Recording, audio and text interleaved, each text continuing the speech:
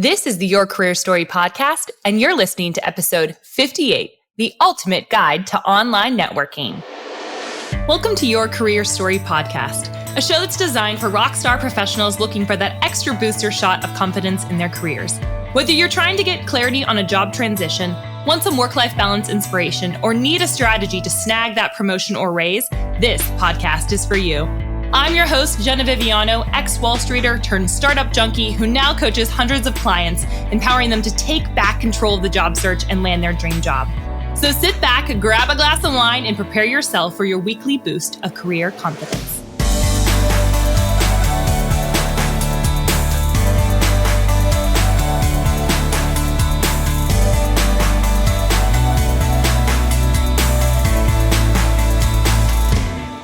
Hello, friends, and welcome back to another episode of the Your Career Story podcast. I hope that your week is going well. You are in full swing work from home mode. The majority of the country is in quarantine. But you know what? Here's what I decided. We're going to keep going on business as usual. I'm going to keep talking to you and speaking to my lovely ladies out there that are really focused and ambitious and really have big dreams for your careers. You do not have to stop having those big dreams just because we're having a little blip on the radar this year. So my marketing manager, Sarah, sent me something that was pretty funny. It was a meme that said, if you were talking about butts before the coronavirus, I want you to still be talking about butts because I need more butts in my life. And I am going to continue talking about how you can, as an ambitious career woman, really leverage your experience and really leverage the skills that you have in your toolbox to find new opportunities, not only to find new opportunities, but to really grow in your leadership skills. I was doing a lot of thinking this weekend, as I typically do on the weekends, when I get time to decompress from work. And I really just feel so passionately about helping a generation of women really understand what they're capable of doing, build their confidence, and help them change their careers. And I believe that not just changing your careers doesn't mean just switching jobs. It literally means like having a new mindset, renewing your mind on how you feel about yourself in your career, how you think about yourself in your career, and the ways in which you act to really adopt that CEO level mindset. The women in the Recruit the Employer program, it was really fun. I got to talk to some of them this past Friday. And one of the women said, I came into this fully anticipating that I was going to get a new job, which she did. And she got a raise and all the fun, jazzy stuff with that. But she said, 20% of this course really is about, changing the job and the strategy around that. But 80% of Recruit the Employer is really about how I am showing up for work every single day. And I can take this with me for the rest of my life. And for me, that just felt like such a win for my week. So I hope that wherever you guys are, you're feeling like, man, I really want to have that life change. And I really want to feel differently about myself and my career. And I'm really dedicated to making that happen. If that's you, I really would love to have you be a part of the Recruit the Employer program. The women in this group are amazing. They love working together. They love walking alongside each other in this journey. And we would just love to have you. But before we get, into all the fun, jazzy stuff, another thing that I want to bring up is if you have been listening to this podcast for a while and you've been enjoying yourself and you feel so inclined, we would love to get a review from you. I felt a little weird asking for that because it's such a, do you like me? Sign up, please. It just sounds weird. But my marketing manager, who is the voice of reason, said to me, Oprah asks for ratings, Jenna. And I said, well, if Oprah does it, we are going to do it over here, friends, at the Your Career Story podcast. So if you have been enjoying this, please give us a rating and a review on iTunes. It really helps us even get on more shows so people can hear about how they can change their lives and their careers. And we just so want that for people. So we would love and be honored for that. All right, let's get into online networking. So this episode was birthed out of just a lot of conversations I was having on LinkedIn. Again, if we're not connected there, please connect with me. And this is like the biggest hang up people have in their careers is how do I online network? When do I online network? Why should I like online network? What are the objections? So I'm going to go through for you today why I personally love networking and why I feel like it has absolutely transformed my career and how I believe that it can do that same thing for you. I'm going to talk you through probably the doubts that you have in your brain right now. I'm going to speak straight to your heart and I'm going to totally nullify all the objections that you have and you hear. Even though they may be somewhat valid, they're not going to move you forward. They're going to keep you stuck. Then we're going to talk about some reasons to network, probably more reasons than you even imagined in the first place. I'm going to talk to you about shifting your mindset. I'm going to give you a small script. So there's a lot of jam-packed in this episode today. I'm going to give you a small script of how you can kind of launch into that and share with you some other ways in which you can find more scripts that we have of resources on our site. And then I'm going to share with you some creative online networking ideas. And if we get to it at the very end, I'll share with you what not to do and a very specific message that I got on LinkedIn. And this is how to not network. So we'll give you the how to and the how not to. So a couple of reasons why I love networking just in general. I believe that networking is the best way to make friends.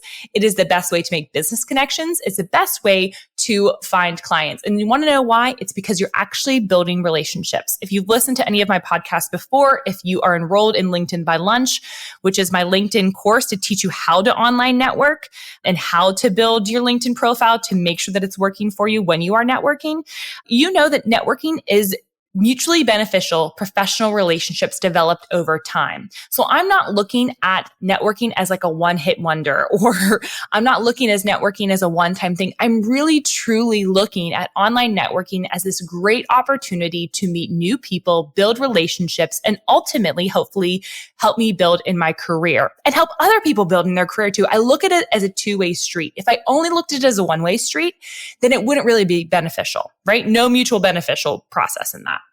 So I really only do at this point in my career, I really only do online networking. And I would like to, once we get out of quarantine, and maybe that's just because we've been in quarantine for such a while, I would like to participate in more live, in-person type of networking situations and events. But I really, at this point in time, only do online networking. And here's why I love it.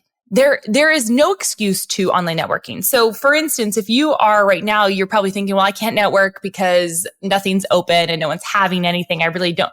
Online networking makes sure that you don't have an excuse. You have to, you can network, whether it's raining, shining, if there's an event or not an event, you can actually take the impetus and be proactive in your networking approach. The second thing is there's no cost. So let's say you're going to a networking event. There's a lot of these events that are out there. They cost maybe $20. They cost maybe $50. Maybe they're a bigger event or a bigger conference. They cost thousands of dollars. The beautiful part about online networking is there's no cost. So no excuses and no cost to it. You can also be very, very strategic. When you're going to a big networking event, you may meet somebody that might be valuable to you. And I love to think of that as divine intervention. When you get to meet somebody in this like random, huge conference and you meet the one person that you end up building a relationship. I think that's amazing. It's so fun. But the beautiful part about online networking is it allows you to be really, really strategic in who you reach out to, who you network with, and who you want to be associated with specifically when it comes to your career. Now, I've done online networking via LinkedIn and via Instagram, but LinkedIn, obviously, for all of you people that are listening, LinkedIn's going to be the best place to network, and it's a place that it's expected.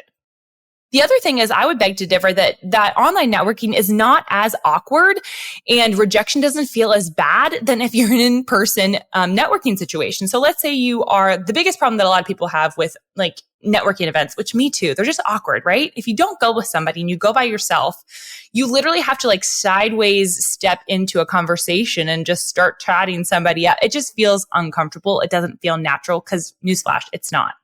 The worst thing that can happen when you're online networking with somebody and you reach out to somebody is they ghost you. That's literally the worst that can happen. It's not that bad. I've been dating before. I was on the dating apps. Ghosting is not fun, but it's not the worst thing in the world. It's not like getting stood up for a date. It's very different type of rejection. So it's a mild amount of rejection, but I think too many of us are scared about that, even a little mild amount of rejection. We're very risk averse to rejection and we avoid it at all costs. And here's my advice to you, being an entrepreneur who has had to get very friendly with failure and very friendly with risk and very friendly with rejection. Once you get friendly with it, you realize that there is nothing you can't try or do because the worst is not that bad. So I want you to hear me that if you're afraid of online networking, I understand that, but that is more of a mindset issue, not a reality issue. It is not really it does not come down to it being an actual problem or something that you're not gifted at because it's a skill you can learn, which we're going to talk about, but it truly is all in your mind. Isn't it our minds amazing? They're amazing because we can shift them one way or the other. And I realized that once I got super friendly with rejection, once I got super friendly with failure, all the opportunities started to open up because I wasn't really scared of someone telling me no or someone ghosting me. So that's why for me, online networking is much more a productive use of my time. There are no excuses I can ever make that, hey, this isn't the right time. It doesn't make sense. There's no events. There's no excuses to be had. And I can be much more strategic, which means I'm actually saving time, not wasting time.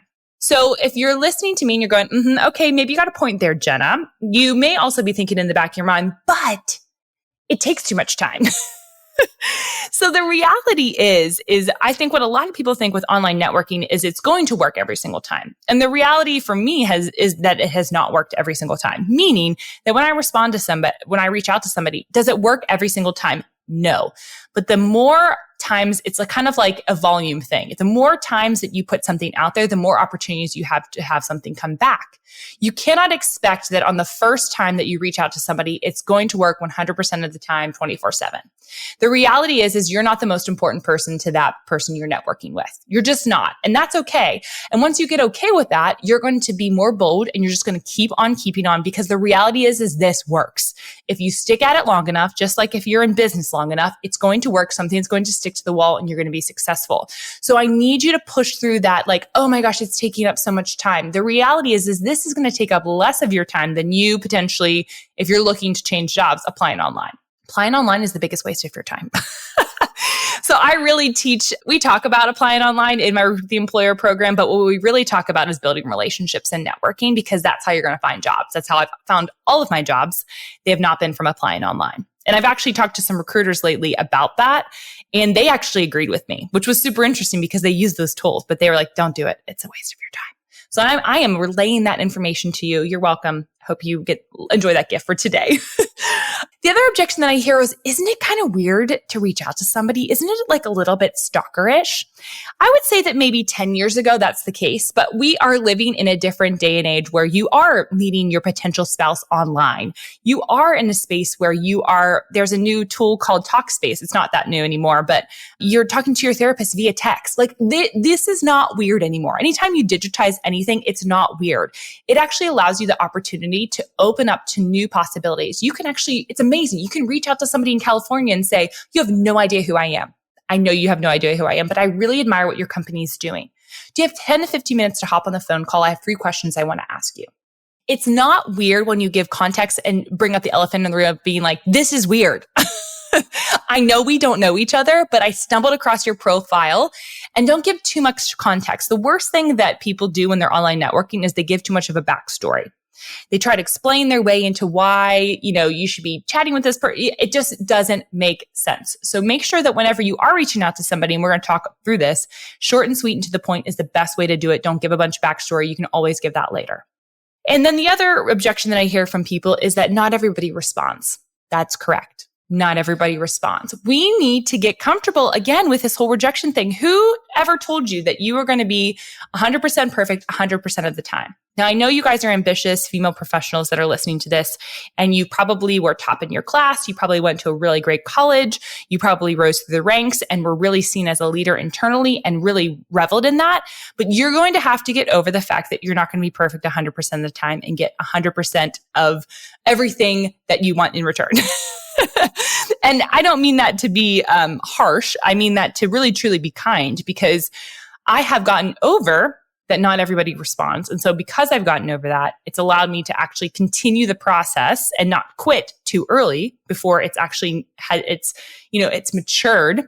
And I've been able to actually continue the process of networking. It's really served me so well. I could tell you a zillion stories of how I've made thousands and thousands of dollars, hundreds of thousands of dollars, and then hundreds of thousands of dollars for other of my clients by networking online. So I want to talk with you a little bit about some reasons to network. And the obvious one is obviously, well, I want to find a job, so I'm going to network. That is the clear answer. But there are so many other reasons to network other than just finding a job. The other way that I would recommend networking and why you should network is to find a mentor. This is not something that we talk that much about. And I have mentors in all areas of my life. I have spiritual mentors. I have, mentors that help me in my personal life. I have mentors that help me in my professional life. And so I realized later in life that not everybody does that. So one of the great ways to network, and I've actually taught one of my clients how to do this recently, is to literally ask somebody to be your mentor. And sometimes you don't need to physically ask and say, hey, will you be my mentor? It sounds like a really weird date, or like, hey, want to be my boyfriend, or hey, want to be my girlfriend. It just sounds weird, right? But you can network with somebody who is older and wiser to you. And you can literally ask the question, have you ever been involved in a mentorship engagement or a mentorship relationship? If so, how does it typically work? This is how I've done it before. And it allows you the opportunity to reach out to people that you really admire and ask them, would you be my mentor? So that's one reason to network. And sometimes, like it's an unspoken thing where a lot of people who have been my mentors before, they're like unspoken mentors. I go to them for advice. So they essentially are my mentor. We just haven't titled it as that. So whether you ask somebody outright or you just kind of like weasel your way in and ask them for advice all the time, those are two different reasons to find mentors, two different ways to find mentors. And that's one of the reasons to network. So finding a job, finding a mentor. The other thing is it's a great opportunity to learn about new industries. So I love talking to people in different industries. I love what I get to do for coaching because I get to meet all of you lovely ladies that are in different industries. But I really also get to learn about new professions when you are networking. So part of the program with Recruit the Employer is I really encourage the women to, when they're networking, to really understand, is what I'm doing what I want to be doing? And the best way to do that is to really explore and try to reach out to other people and see what they're actually doing on a day-to-day basis, because people are your best resource. They're kind of like a focus group, if you will, to see like, do I like to do what I've been doing or do I not like to do what I've been doing? And the best way is to network with other professionals. When I was transferring from the Muse, from the New York Stock Exchange to the Muse, I was realizing during that transition that I thought I wanted to be in sales. So I started reaching out to people on LinkedIn and to who were in sales at different types of companies to really just ask them questions. And that curiosity allowed me actually to get my foot in the door a lot faster than if I was looking specifically for a job. So I would say, hey, I'm working at the New York Stock Exchange right now. I'm looking to make a transition, but I really just am trying to explore, like, is sales for me? Is it not for me? Would you mind hopping on the phone for 10 to 15 minutes? I have a couple of questions I want to ask you, no pressure if not. So you're hearing a little bit of a pattern here, probably with my template or my script that I use. And then I think the other thing that's really important is we often forget when we get into a company that it is totally appropriate for us to be trying to explore and reach out to other like-minded professionals at other companies that do what we do. I really think that's a huge thing that a lot of people miss, and why a lot of people get really stuck when they're about to apply for jobs and they realize, crap, I haven't been networking. I only know people internally at the company I'm at. I don't really know anyone externally apart from clients that I've worked with, maybe external clients or external vendors. But I really don't have any like-minded professionals that are also in my sphere of influence or that are in my industry. That is a great reason to online network. And again, it feels no pressure because it's like, I literally am trying to network and learn from other people. I have no agenda. I'm not trying to switch jobs. I would just love to get to know you because it seems like we do similar work. I think that is amazing. It's a great way to go about the process. The other part is if you are an entrepreneur, which some of you are and some of you aren't, some of you are toying with the idea. I think a great reason to network is to find clients or find business. If you're listening to this podcast, you might most likely have some sort of entrepreneurial spirit in you where you're like, could I eventually, turn my career of what I'm doing into a consulting opportunity? Like, how could I make that happen? And networking will really allow you the opportunity to find clients and find business. And so that's a really great reason to network. Let me guess. If you're listening to this podcast, you're probably not looking for any job. You're looking for the right job. And the right job is not at your current company. You're tired of feeling underpaid, overworked, and like your career is in the hands of the employer.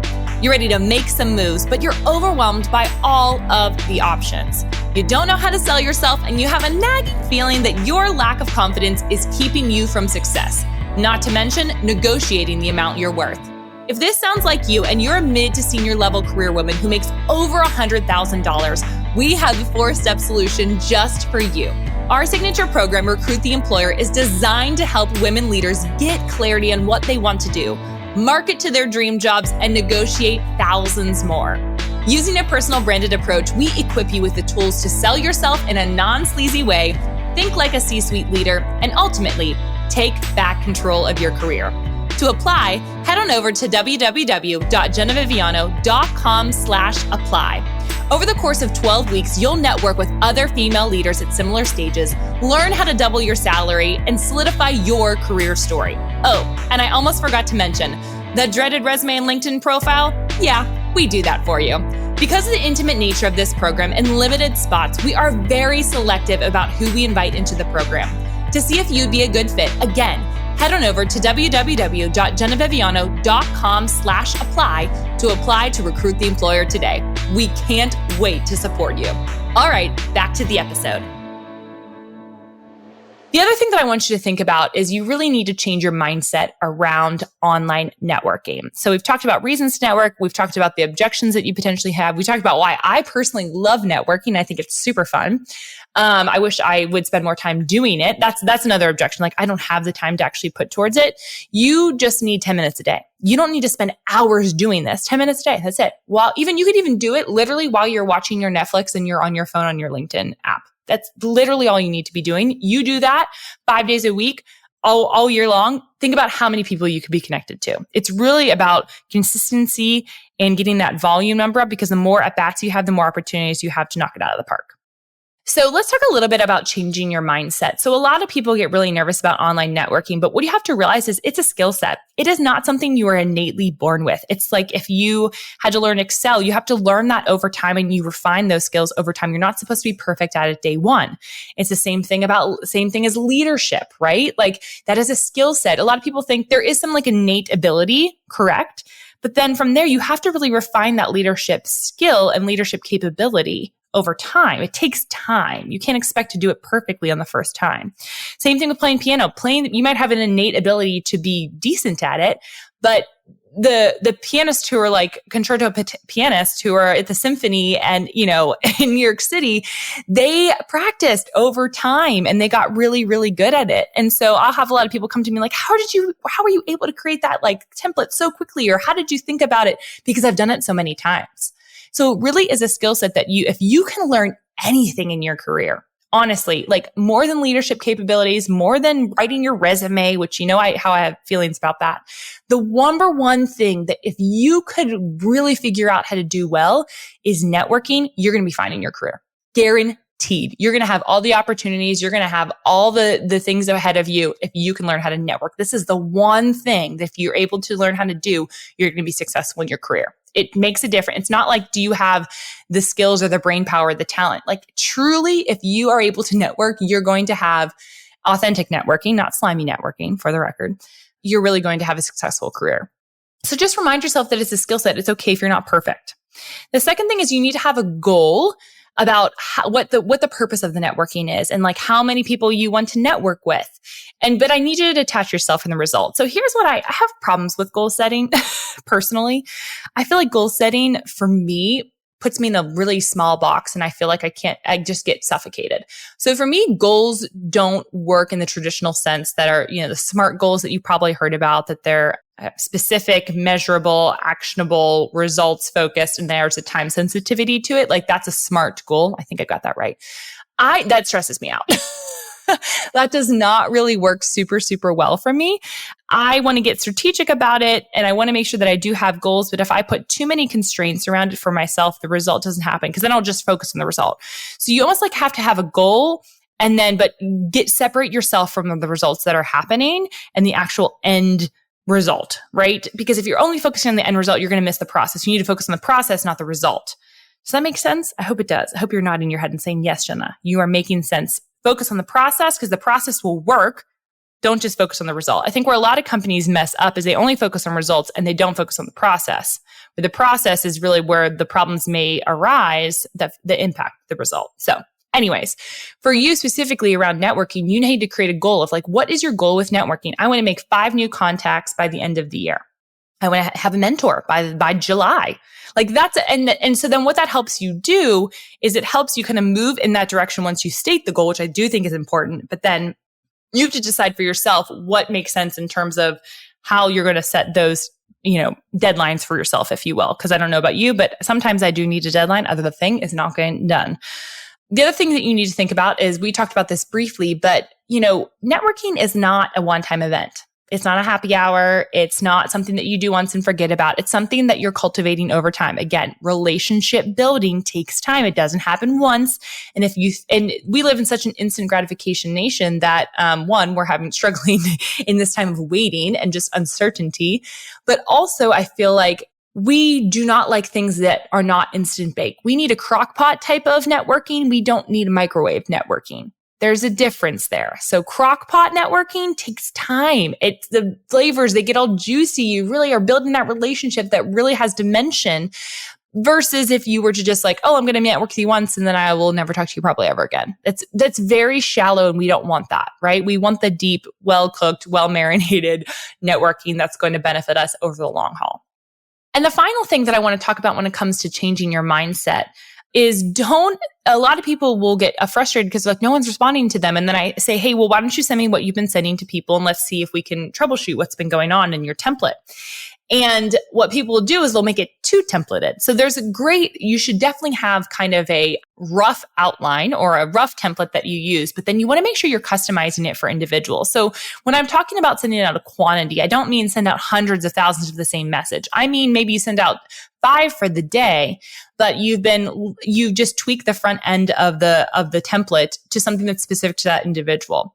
Hey, I noticed that you went to Virginia Tech. My sister also went there. I also stumbled across your profile because I saw that you were working at XYZ company. Do you have 10 to 15 minutes to hop on the phone? I'm looking to make a transition. I'm interested, I think, in your company, but I just want to make sure that it is what I think that it is. That's one way to like reframe it up, right? So you want to make sure it's a little bit customized because customization really makes a difference. You can see actually how I've done that. I did a podcast episode specifically where I walked through how I got on Jenna Kutcher's podcast. If you are a listener, you maybe came from Jenna Kutcher's podcast and heard me on there. I went step by step of how I was able to get on her show with the template that I used. And that template, quite frankly, was all customized. It was very specific because I really wanted to get on that show. And we're going to have that linked in the show notes of what episode that is. And so you can figure out what that template is if you're interested. But that to me was networking. I was networking and wanted to be associated with Jenna Kutcher because she had a great following. She has a great show. And I knew that I could help some of the people that were listening to her show. So all that to say, you need to make sure that you are producing something that's customized because customized gets reactions. Customized and creativity gets people to respond to you. Here's what not to do. I'm not going to read it word for word because I don't want to expose this person. They might listen to my podcast still. They might not. I had an individual, a male, who reached out to me via LinkedIn. And he started out really nice, like, hey, really enjoy your show. I got a chance to listen to some of your things. I really admire what you're doing, but I wanted to give some unsolicited advice. So he went on to tell me some things I needed to improve about the way I interview people, which, by the way, already knew, talked about, was really working to improve that interviewing skill. And when I was listening back to myself, because I do that from time to time. It's uncomfortable, but I do it to make sure that I am producing a show that's going to be beneficial. Again, I'm okay with failure. That was not the way to reach out to somebody, to network somebody. That's not the customization I'm talking about. If you're going to customize something for somebody, make sure it's flattering. If you truly feel that way, don't give them advice straight out the bat. Because what that did for me, it immediately made me put a wall up. I was very uninterested in getting connected to that person, getting to know them anymore. Now, if a friend of mine who'd been following me for a long time, who's listening, say, hey girl, by the way, you're doing this XYZ thing when you're interviewing people. You probably don't want to do that because it doesn't sound really great. I would totally receive that. But when you're giving unsolicited advice, that's not the way to customize and to provide value. That's not value add. I talk about that a lot in Recruit the Employer, like how do you provide value in those networking conversations? And we go through how to do that. This is not what I'm talking about. Do not reach out to somebody and tell them what they're doing wrong, thinking that you're providing value. You're not. You're just offending them.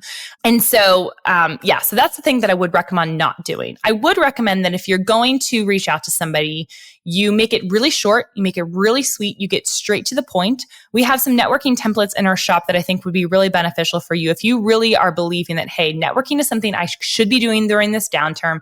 Everybody is online, so there is no excuse not to get on and not to make these connections. There is literally no excuse. So I want you to tell yourself today, I want you to sign on a piece of paper, I will network this week, and it's going to look like XYZ, maybe getting on LinkedIn once a day and connecting with 5 people and sending them a personalized note.